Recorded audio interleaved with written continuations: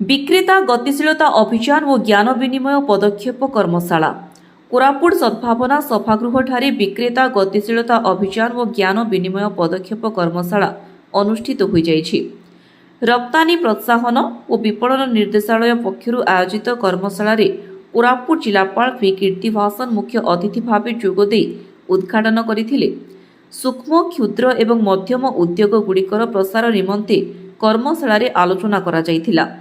कोरापुटर कलाजीरा चाउल, कोटपाडर शाढ़ी एवं कोरापुट कॉफीर marketing, branding और अधिकृत व्यवहारिक पंजीकरण संपर्क में कर्मशाला आयोजन करा जायथिला।